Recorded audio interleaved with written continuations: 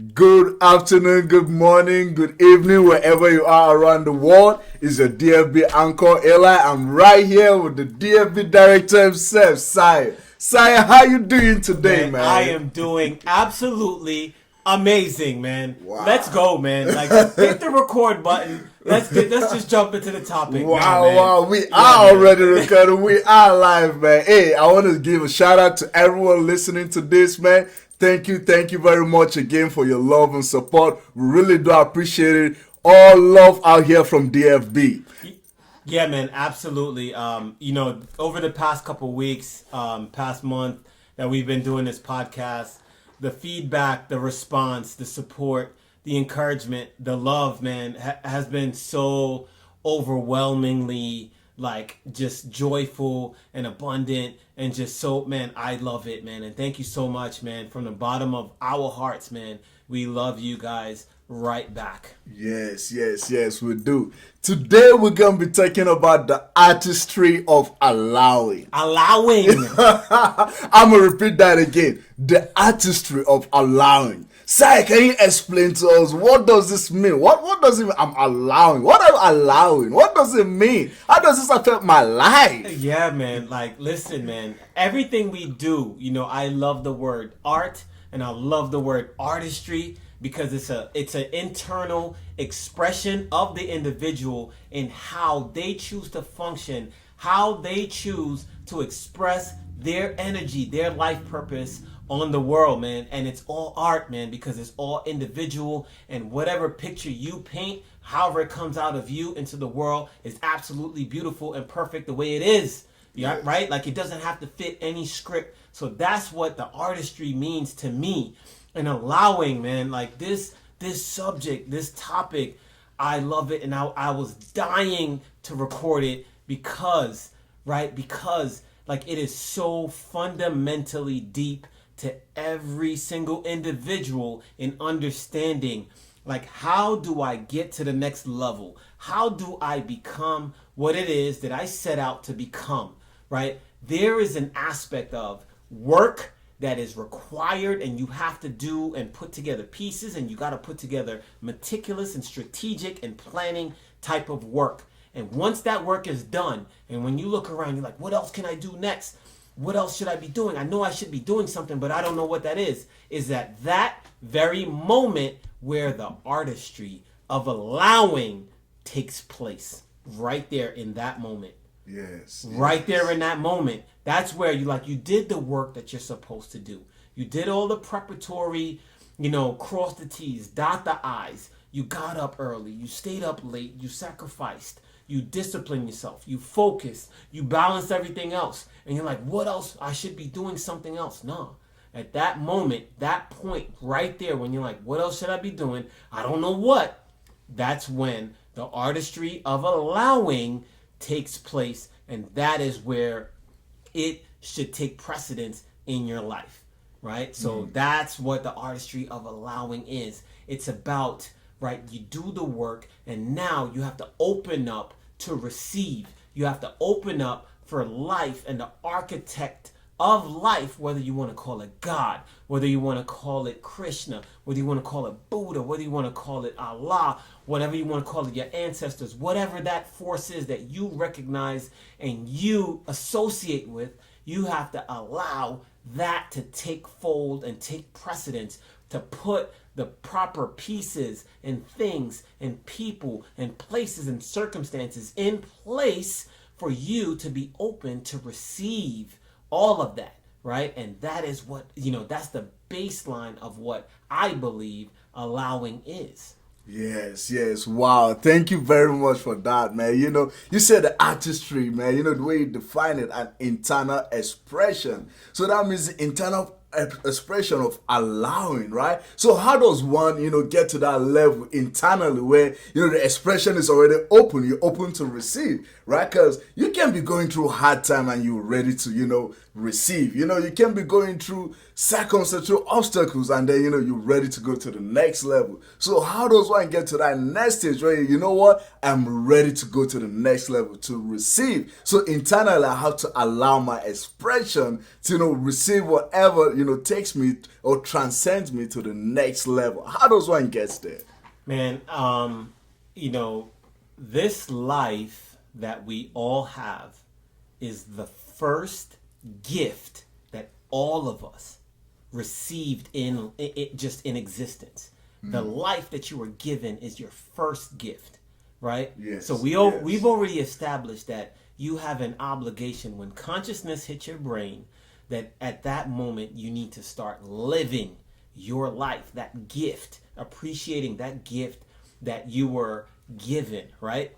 So we explore allowing things to happen, we got to recognize that there is a greater force at work. Whatever you want to call it, whatever name you put to it is less important than understanding and recognizing that there's something more powerful, something more greater, something more intelligent than us, like physical mortal beings. And it is from there that our life force that is flowing through each and every single one of us comes from, right? Yes. And when we think that we are in control, like we can hold and grasp and we hold on tightly to, that's when we don't fully understand what that is, right? That's where we lose sight of, what is actually orchestrating everything around us. And then when we're trying to make things happen in our life and we're trying to achieve things,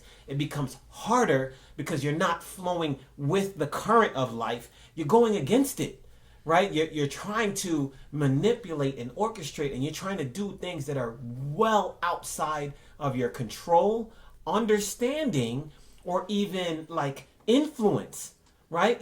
So that is where the challenge lies. So if we're able to kind of dial back and say, okay, wait a minute, this life I was given is a gift. There's something else greater at play. There's something else orchestrating like everything around me.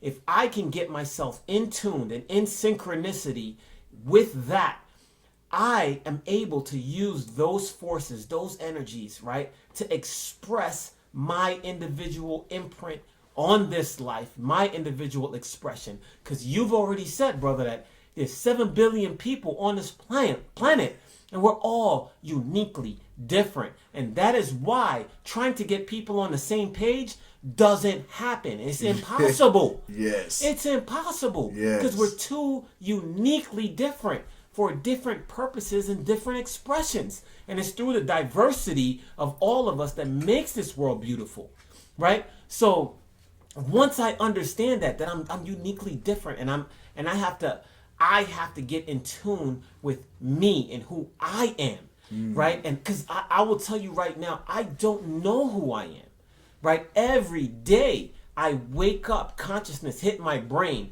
That is my mission and my challenge and my purpose for that day, to try to figure out who this person, who this life is, and how do I express it and make this impression on the world for the greater good.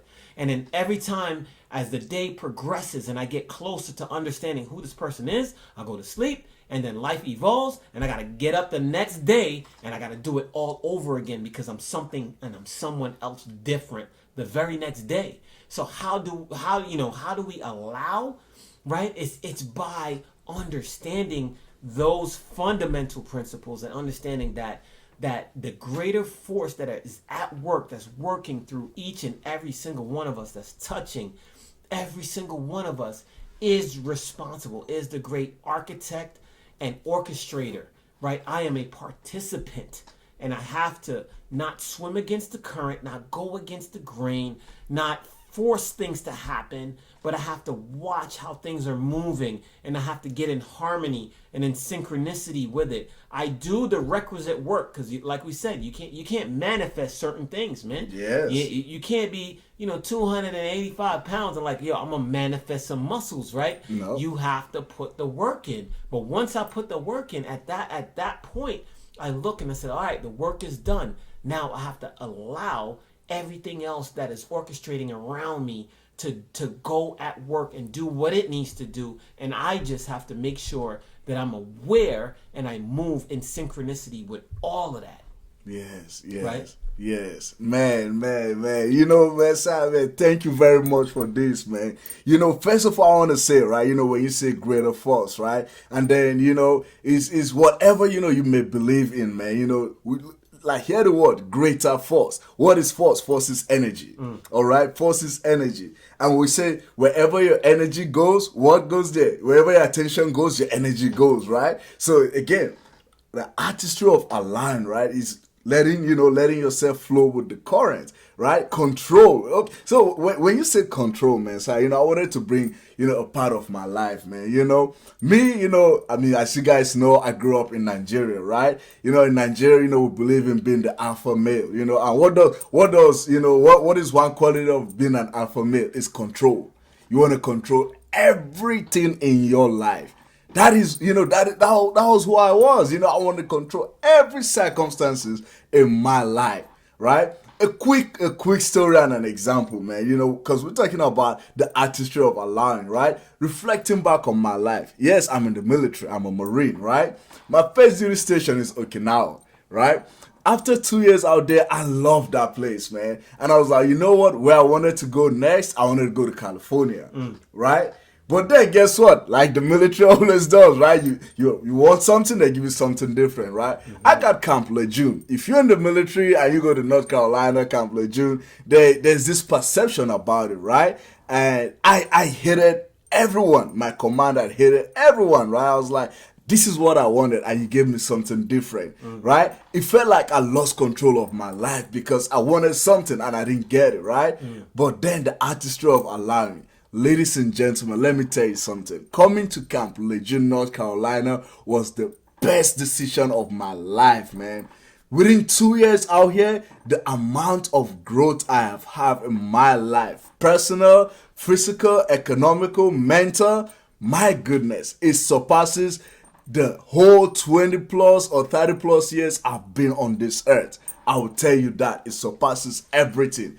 Got my bachelor's degree, I'm working on my master's, and I was looking at it, man, the artistry of allowing. If I never allowed myself to come to Camp Lejeune right here in North Carolina, I would have been stuck in my old ways out there in Okinawa or going to Cali. We all know how California life is. I would have easily gotten distracted, man.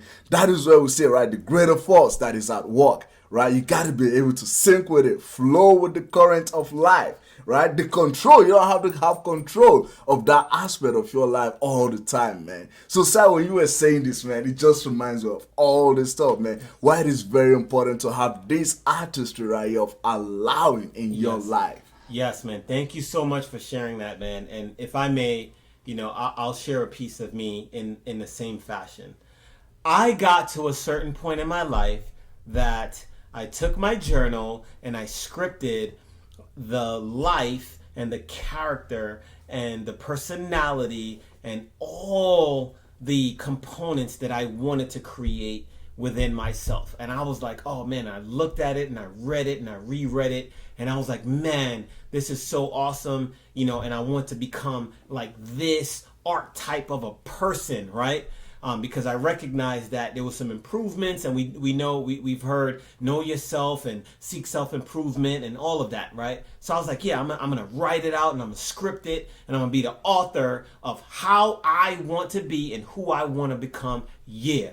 So I wrote it out, and what proceeded after that, my brother, was almost like a living nightmare. Wow. Man, life threw every single thing it possibly could at me. And I remember going through that storm of what was like a never-ending nightmare. Like, why is this happening to me right now? Wow. And I'm looking at my journal, I'm looking at my notebook, and I'm looking, I want to be a man of peace. I'm like, there's no peace in my environment right now. It's complete chaos. Wow. And I remember typing an email to my superiors up at Headquarters Marine Corps, like, get me out of here. I cannot take this, right? Wow. But then I look in my journal, and my journal says, man of peace. It says, man of, you know, I wanted to be a great orator, right? And I am being thrusted in these environments, 1,200 people, 1,400 people. Hey, go up there and talk about this. And I'm being asked to talk about a subject unpopular that nobody wants to talk about. And it's like, tag, you're the guy, go do it. And you better keep their attention and do it for an hour. Right? And it took a while. And I remember I wanted out of that situation so bad. Wow. Right? So bad. But then I remember I'll go back, and I still have that journal to this day. And I'll look, and I was like, these aren't the things that I asked for. So what's going on in my life right now? It's not making sense. Yes. But it is making sense, right? Because the situations that I was placed in was preparing me. It's like the gym, right? You want muscles, you got to go to the gym. You can't sit back and manifest that. You want to be peace, you're going to be thrusted in chaos. So in the midst of that chaos, you understand and value what true peace means. That it's not just a word, it is an action, it is a behavior, it's an attitude, it is something that you must become, right? And everything else, anything that you say that you want to be, that you want to become, you want to achieve, like there's a process. There's a process that you got to go through, and that process doesn't look nothing like what it is that you think it should look like. Yes. But in order to become that, you have to allow those things to happen. You got to allow the chaos. You got to allow everything, right? That is playing. You got to allow the breakdown, because in the breakdown is the rebuilding. And obviously who you are right now, what you are right now, what you possess right now is not what you're trying to become. So in order to become that, something has to happen, meaning you got to break that stuff down. And that is where allow comes in, because you got to allow that to happen. You got to sit back, and you got to go through the pain and the anguish and the isolation and the sometimes seem like sadness. And you got to go through all those gambits of emotions and be able to recognize and have the awareness, like, this has to happen. I have to allow this to happen to me because of what I'm supposed to become, because that is what I said I want to become. So life is like, that's why you could call it life, you could call it, again, whatever name you want to put to it is going to be like, okay, wish granted, here you go. And it's going to throw those stuff at you. And it's like, again, you have to receive it, embrace it with open arms and say, this is part of the process in order to become something greater, something better, right? So just the same thing in your story. But when I came out the other end, my brother, every single thing that was on the line of that page that I wrote was exactly what I was able to develop by allowing all those things to happen to me. Now, did they leave a mark? Yeah, they left a mark. And I'm like, man, but again, it's twofold. That's what you wanted. You gotta allow life to orchestrate and play its part, because we are not in control, man. As much as we like to think that we're in control of our environments, we're in control of people, we're in control of situations, we're in control of our emotions.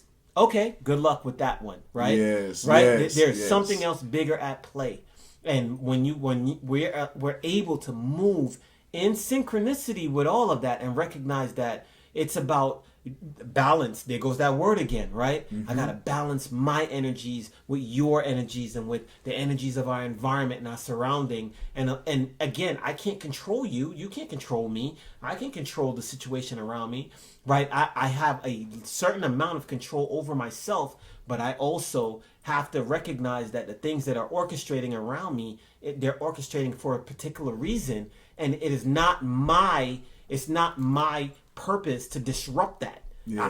It's my purpose to understand and recognize that is a natural order, a natural process in the becoming, development, evolution of everything. Because this world is not just about me; it's about everybody. Absolutely. Right? So when things are happening and I see chaos in someone else's life, and something bad is happening over here, and prayers up, bro.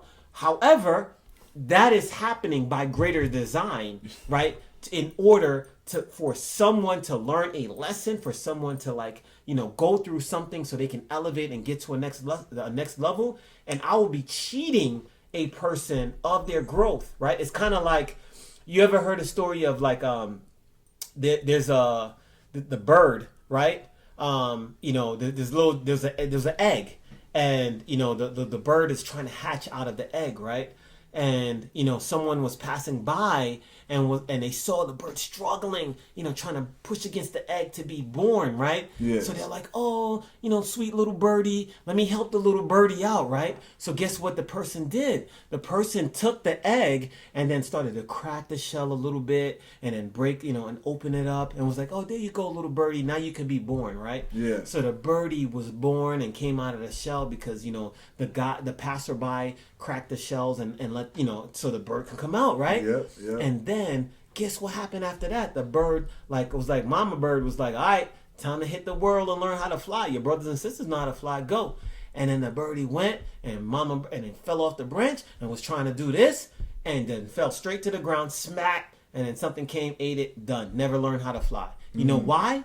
Because when they were cracking out of the egg, it was necessary to struggle and to push and to fight against the resistance of breaking that shell of the egg to develop the strength in the arms so that when it goes to learn to fly, it can have the arm strength to wave hard enough so it can fly in life and face life head on. But because it was cheated of that process and wasn't allowed to go through that challenge and that process, it met its fatal end way before its time. And that's what happens, man. Yes. That is what happens. Yes, man. I love this analogy, man. I love it so much.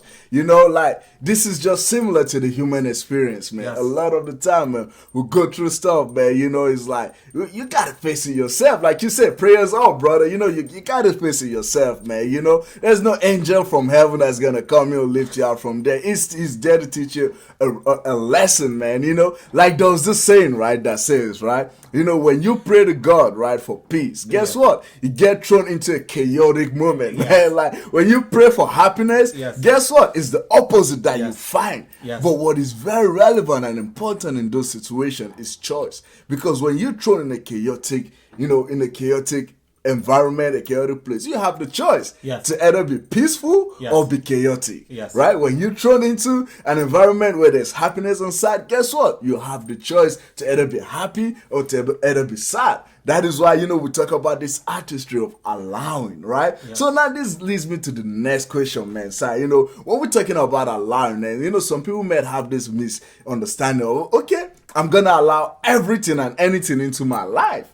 Right? So how does one be like, what am I allowing into my life? Someone got to recognize, what is it? What is it I'm allowing into my life? Because I cannot allow everything and anything into my life. A great example, right? When we talk about negative people, right? You cannot allow negative people into your life. Yes. So what is it? What is it I'm allowing? How do I recognize that, okay, this is what I'm supposed to allow into my life, and this, no, I'm not allowing this. People having access to you. Not everyone's supposed to have access to me. I'm not allowing everyone in the world to have access to me. So that is my question. How does one, get ready, for allowing, Man, another beautiful question. And my heart fluttered when you asked that question because here's my response to that. When we come into this world, when our parents got together and decided, hey, we're going to have another generation of us, right? When that interaction happened and we came into existence, we came alone. Even if you're a twin, one person's born first. You came by yourself. Yes. Similarly, when it's time for your departure, whenever that is foretold or whenever that is supposed to happen, when that happens, you're also going alone, right? Yes. I remember, when my grandmother had 9 children and she was the matriarch. It was probably like the church was packed with it seemed like 1,000 people, man. People were outside, around, right? When we took her to the gravesite and put her in, and had to lower her in, and everybody was crying and everybody was, right? Everybody went to the edge of the grave, right? Mm-hmm. And I'm like, I remember sitting back And I'm like, okay, let's see what's about to happen next, right? Everybody stopped at the edge of the grave, bro. Right? So, You know, it's like, yeah. I love you. Man, I love you. And they're professing their love and they're crying. But everybody stopped at the edge of the grave. And in that moment, I realized another thing. When you go into that grave, you're going alone. Yes. Right? So there's a period when you come into this world, you're alone. And there's a period when you leave this world, you're alone. Your individual signature, imprint, and expression on this life, regardless of what you do and how you choose to express it and how you choose to do it, right? At some point in time, you're going to be accompanied by people or by someone, but then it's still your journey. It is still your journey. So to go back to your question on what you allow, you have to recognize that this journey that you have in life, man, I love you to death, man. I will forever have a space in my heart for you, Eli.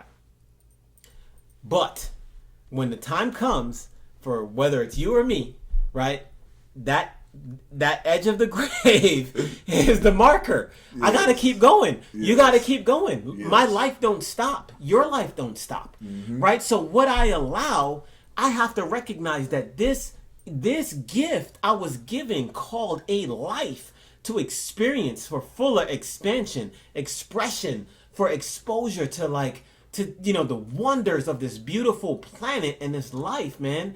It's still an individual thing, yes, right? Yes. We may have people accompany us on our journey, right? Whether it's a spouse or a best friend or a brother or whatever, they accompany us, but it is not a accompany all the way. Right? Because there is an end to that, and it is called the edge of that grave, man. So what I allow is based on how I am choosing to express my life. How I am choosing to live this gift, this blessing that I was given for the purpose that I say that this is what I'm giving my life energies to. So that is what's going to dictate, right? So what you may allow may be good for you, right? But what I may allow, that's not good for me, right? And that drives us into the direction of certain people, places, jobs, things, right? There are relationships. And I'm sure you've had them, but I'll speak for myself, that I've had, man, I still genuinely love these people, man. There's still a place forever in my heart. But I cannot allow them to have access to me. No way.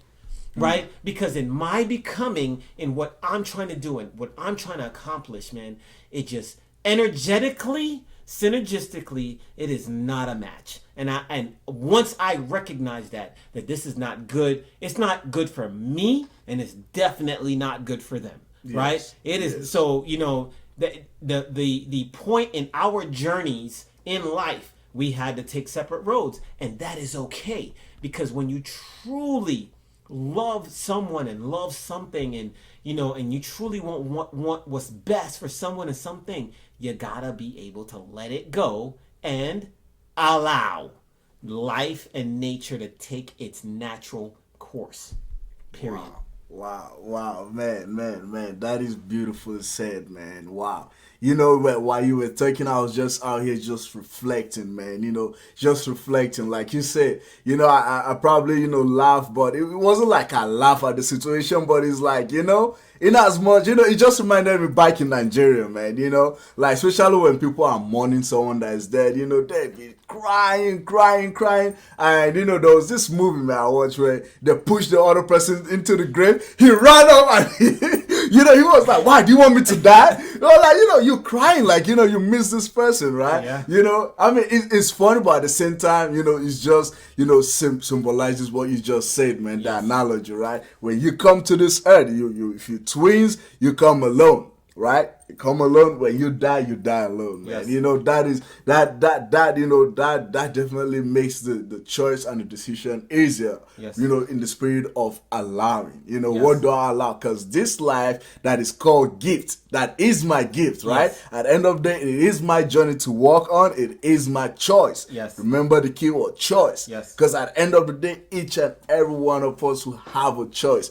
You have a choice to choose whatever you want in this world, man. Whatever it is. It takes me back to, one of the analogies, I said in our previous episode, right? Remember when I said, it gets lonely at the top. Yes. And the reason why it gets lonely at the top is because this life, this gift called life, right? At your journey, we love each and everyone, everyone around us. But guess what? When you go into the top, sometimes you got to make that sacrifice. Yes. Remember the keyword, sacrifice, Yes. right? To let them go. Let them go. Hey, brother, you know what? I'm trying to head to this place, man. Yes. This direction I'm heading to, I have to go without you. Yes. All right? Hey, prayers up for you, man. Yes. Prayers up for you. The artistry of allowing. This definitely ties into everything we've been talking about, with discipline, with focus, with balance, right? Because, you got to remember, we said those are the fundamentals, right? You recognize, okay, what is it I'm allowing? Remember when we talk about balance, right?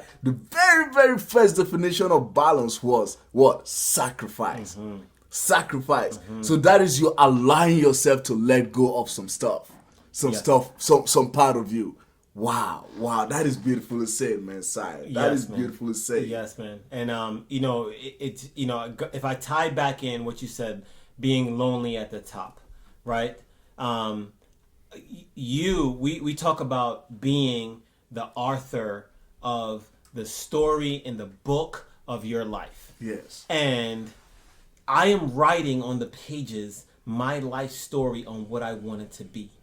And if once I establish that clear vision, right, and there are people that's gonna come into your life, and things that are gonna come into your life, and situations and circumstances that are gonna come into your life, because that is the great orchestrator of life. Is like, okay, these are the things that you wrote on the pages. Here are the people that are going to help you. Here are the situations that you need to be in. Here are the circumstances that you got to go through in order to get there, right?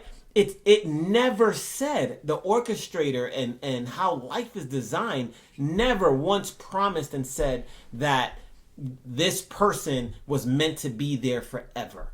This situation you were going to be in forever. This circumstance was going to be there forever. No, like that's not how life works, right? So when these things start happening, there are some people that's going to accompany you a very, very long way. And then there's some people that they're just going to get you for like a month or 6 months or a year. And then it's like, all right, man, because they have their life to live. And I believe, right? I personally believe that if I try to hold on to you in my life and say, no, I'm not going to let you go anywhere, like, that's selfish, man. Yes, and that means I truly don't love you, right? I love my wife to death, but I don't own her. She doesn't own me, right? We are partners on a journey in life that came together to support each other into our development, our becoming, our uplifting, our whatever we choose our artistry of expression to be, right? But at no point in time was I put in her life to own her, or was she put in my life to own me. I don't own you, you don't own me. If I have employees under me, I don't own them, right? I employ them, I don't own them. They don't own me, right? This trying to like control and dominate and like grasp hold of. And again, it's just my personal opinion that when you try to hold and possess things, then you don't truly appreciate and value what that thing is or that person is, right? Because if you understood that this is a person of value, then you will allow that person to be who they are. Wow. Person of value, you gotta allow them to be who they are. Man, I love that, man. I love that so much, man. So, you have a way of putting everything into perspective, man. I will tell you that, right? Now, the very last question, before we call it a day, right? We're talking about the artistry of allowing, right? Yes. But here's a very, very, very, good question. It's like before allowing, right? One has to walk. Before allowing, one has to work. And the reason I said that is, for instance, both you and I, man, last year, we worked. Yes. We worked so hard. Yes. You know, in every aspect of our life, we Yes. worked so hard. Yes. Right? And then now the artistry of allowing, right? Because it's like, without that work, you can't recognize the situation Absolutely. to allow stuff to happen in your life, right? Absolutely. And you know, like when we started to like, okay, we've done a lot of work. Now let's apply everything, you know, like we say, right? Principles, intention, right? Plus work is what equals to results, right? Yes. So like, we're like, okay, guess what? Now we're gonna intentionally do everything, right? And when the challenges come, we're able to recognize, oh, this is what it looks like. Let's allow it because we put in the work. Yes. So what does this work look like? How does one put this work in their life to recognize when it's time to allow what is necessary to allow in their life? Yeah, no, again, another amazing question. You know me, I like to simplify everything. I don't like complexity. I don't like overcomplication. And, you know, when people just go too sophisticated with things, right? The simple formula that we've talked about, that we've always talked about, I choose to apply to everything is principle plus intentional actions equals results, right? So the principle is, what is it that I'm trying to develop? What is it that I'm trying to cultivate? What is it that I'm trying to, work on? Intentional actions is, what is my plan? What is the thing group of things that I am going to commit myself to doing each and every single day, right? Like, and I figure out what those things are. What can I commit to? What's reasonable for me to commit to work on, to be able to achieve this principal thing that I'm trying to cultivate, right? And I recognize that by combining these two, by like figuring out what I want and then figuring out a plan and a method and the things that I reasonably can commit myself to every single day, eventually I will get my results, right? So when I put the work in, and that's the prerequisite right there, what you're asking, you have to do work. You have to you have to work until when you ask yourself, what else can I possibly do? And then you come up with nothing. At that point, then you know, like, man, and then you still want to try and find, like, is there anything else I can possibly do? No, the work is done. But you gotta do the work. You can't sit back on your couch. You can't sit back again in Zen mode and say, well, I meditated. I got on my knees. I got my prayer mat and I said some prayers and I read some Psalms and I went to the temple and that is dope and that is necessary. Do it, right? But when you get up from all that, then you got to do some work, right? And then so once you're able to say, man, I wrote out a script of all the things that I know I can do. I stretch my brain to the point where these are the things that I know I can do and I did them, right? Is there anything else that you can add to that? Like, I don't know what else, man. That's at that moment, in my opinion and my experience, that's when I know that it's time to sit back and allow some things to happen now. Right? Yes. Allow life and everything that I've done to kind of orchestrate itself and take some place. It's kind of like you're baking a cake, man. You mix everything together, you put all the ingredients together, you taste it, you're like, oh my gosh, this batter tastes so good. It tastes so good, right? Well, is there anything else I could put in it? Nope, I hit everything on the recipe. Yes. I put all the ingredients in there, right? Mm-hmm. What's next? You got to put it in the oven. Right? You hit the timer and then you got to allow. Yeah. You gotta, what I'm saying? You gotta allow that thing to just take its course, man, and and the bake time and all of that, right? So I think that's life in general, man. And everything that you're trying to cook, you sticking with the cooking analogy, everything you're trying to cook, every recipe and every formula that you're trying to piecemeal together has its own baking time. It has its own processing time. Not everything happens at the same time. And I go back again to those individuals. I was like, hey, we got to be on the same page. No, we don't. You don't have to be on the same page as me, right? You don't even know what book I'm reading. You just need to know what direction we're going in, right? I just need to let you know, hey, we're going in this direction. Make sure you face north because that's where we're going, right? And I'll be remiss if I didn't hit this point. We are facing in the same direction, but we're not processing and moving at the same speeds, and that's okay. I have to allow, there we go with that word again, you to move at a pace that's comfortable and necessary that for your specific development. My pace may be different from yours. I can't expect for you to run at the same speed as me and move at the same speed as me, because you're not me and I am not you, right? You just need to know what direction. Now, if we're going in different directions, that's a different story. But we just need to make sure that we're facing the same direction and like, hey man, keep up as best as you can, but run your race because it's your life.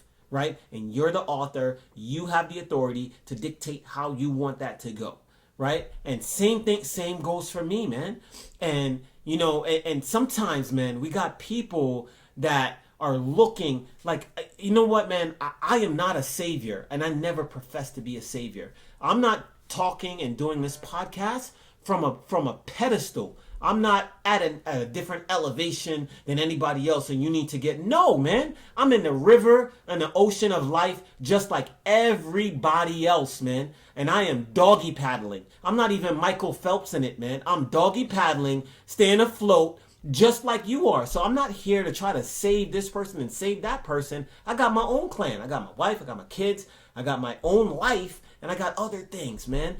And so this is an individual journey, and I really want to drive that home, you know, because there's this big, you know, this movement of everybody needs to be on the same page and do the same thing and follow the same script and the same formula. That don't work for me and my current circumstance. I just need to know what direction everybody's headed, you know, where are we going? Okay, all right, now let me gather my clan, let me gather myself and figure out the steps that I need to take in order to get there, and I got to move at my pace that's comfortable and that works for me. And if you're looking for me to come and save you, well, guess what, man? I'm doggy paddling. So if I try to come in like I'm here trying to be a lifesaver to get you, then we both gonna drown because I'm in the boat with you. Every human being on this planet is in the same boat. Stop talking like you from a different planet, like you're on another platform and you're another elevation of being. Man, you're a human having human experience, and I don't care how much money you got problems. You go through the same thing that if COVID didn't teach people that all humans are equal, I don't know what else is. Like, rich people died, poor people died, you know, fed people died, hungry people died, you know, healthy people, like everybody, right? Everybody, when their number came up, they was like, prayers up, you know, see you in the next life, man. So we are all humans having a human experience, and I don't care where you're at in your development of this human experience. Nobody's better than nobody. We are all in this together, and it's our, you know, responsibility one to another. We're having a human discussion on how we can better, you know, support each other, elevate each other, uplift each other, you know, help each other get that next level of expression and, you know, expansion and experience that we all have this gift called life, man. It ain't, you know, and that's the way I see it, man. You know, that is the way I see it, you know, yes. I'll just leave it at that. Man. I love that, man. You know, at the end of the day, man, run your race. Yes. At your pace. Yes. You know, run your race at your pace, man. You know, we are humans, you know, and sometimes we get cut off, man. You know, oh, man, this person is doing better than me. Or I'm doing the same thing this person is doing. I'm not getting the same result, right? You beat yourself up over that. You know, you get frustrated and all those stuff, man. But we're telling you, ladies and gentlemen, run your race at your pace, man. We don't have to be on the same page. I love that, man. You know, especially in the community we are in, right? Oh, I'm trying to get everyone on the same page. No, you can't, man. Remember what I said previous episode, right? There are about 7 to 8 billion people on the face of this earth. Yes. No fingerprints is the same. No. We are uniquely wired differently. You know, like the way we think, everything, I don't care who you are, it can never be the same, man. We are different in our own way. We are special in our own way. We are unique in our own way. So whatever or whoever you are listening to this, let me tell you this. You are special. You are unique. You are a blessing. You are a light to the world, man. I don't care what other people say. You cannot be the same. You cannot conform to society. So run your race at your own pace. That is it, man. Yes. Yeah. Ladies and gentlemen, the hour, the moment has come. where we wrap up this episode of the podcast. But as always, before we go, before we call it a day, we have to drop some words of wisdom. Saya, the DFB director, you know what time it is, man. You gotta drop some words of wisdom for our listeners, man, so they can ponder upon. Yeah, man. So these words of wisdom, I love win-loss analogies, right? Because I think it keeps it very rudimentary and very simple, right? So when we talk about, a winner versus a loser, right? What does that look like and what does that mean, right? And to me, and how it was taught to me by, the wise old master that I look up to was simply this. A true winner is not someone that just excel and exceed at every single thing that comes into their life. And a true loser is not someone that fail at every single thing that also happened in their life, right? He broke it down very simple. He said, when you have someone that wins, right, all the time and they're used to winning, if you notice the first time some type of adversity happens in their life, they get derailed and that's it, man. And sometimes they never recover from that because they've never had to face any adversity in life. Some adversity happens, boom, knock them off, and then they're stuck. And they're like, that's it. They quit, they give up, they quit their sport, they quit their occupation, they go into depression, and, that's it. They're done. Right? And then similarly, for someone that we call a loser, that just because this person doesn't always come out number one and succeed and is at the top of everything, doesn't necessarily mean they're a loser either, because they're still getting up each and every single day and they're using those quote unquote losses as learning opportunities, yes, right? And they're bettering themselves and they're strengthening themselves and they're forming their resolve and they're getting more a clearer direction, and they're just going after it. They're like, I don't care if it takes me 100 times, I'm gonna get up 100 times and I'm gonna keep pushing at this thing until I get somewhere, because I'm gonna be further each time I get up, right? So a true loser is someone that gets knocked down, or someone who never gets up and make excuses for the reason why they're down, right? They make excuses like, well, this person, because he's a different color and of his skin, and that's why I'm down. And it's because of my, if I didn't look the way I look and I wasn't a particular gender that I was, that's the reason why I'm down. If I wasn't born in this country, or if I wasn't born in this time and space, and they come up with these very elaborate and articulate reasons of why they are not getting up and going after the things that they really want and the things that they really desire. And and that is a definition of what you call a loser, man. Like you're not even trying. You would put more time and attention and energy into your excuses other than your reasons for just going after it, man.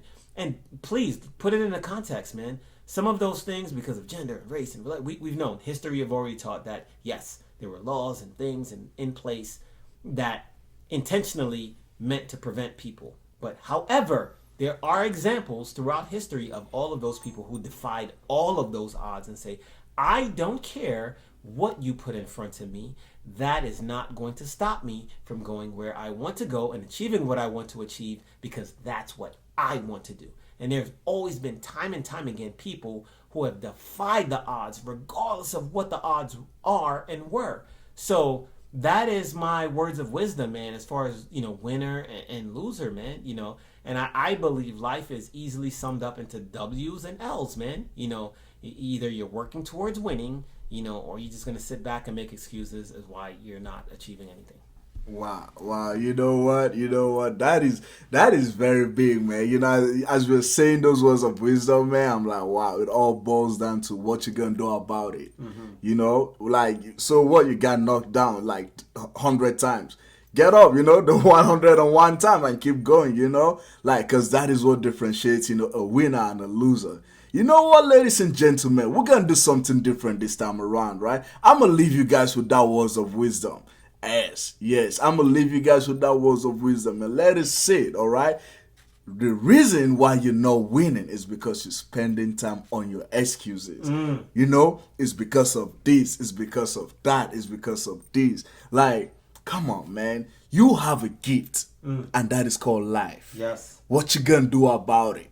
What you gonna do about it? Right? You know, a simple example, right? At DFB, you know, we do train and coach clients, right? And you know, when they be like, man, coach, you know, I think I messed up, man. You know, my diet, you know, I ate this food I wasn't supposed to eat. I'm like, okay, what did you do about it? You know, that is all I'm worried about. I'm not worried about, oh, you went, it's already happened. Yes. I can, you know, like, you know, kick your stomach so you can throw that up. No, right? I'm not gonna do that. The question I always ask them is, what you gonna do about it? Right? Are you gonna sit down in your guilt and be like, man, you know, I ate something that's not part of my meal plan, so guess what? I'm gonna just keep on eating what is not in my meal plan. Or you gonna get up and be like, no, I did that yesterday. Guess what? Today, the gift of life, I'm gonna do something different. Wow. I'm gonna keep going. I'm gonna keep pushing. This is a very, very great and you know, words of wisdom, man, for the week. So I'm not even dropping anyone, man. I want you guys to just sit on this, you know, like just reason, man. You know, wherever you're not having any progress in your life, ask yourself, what am I doing about it? Right? What am I doing about it? Am I sitting down creating excuses? It's because I don't have this. It's because I'm this. Or are you getting up and doing something about it? You know? Ladies and gentlemen, thank you very much, man, for tuning in this week, you know, for our episode. To our listeners around the world, once again, we love you from the DFB, you know, anchor to the DFB director himself. And as usual, I'm going to leave you with these 3 words, all right? Desire, faith, and belief. Out.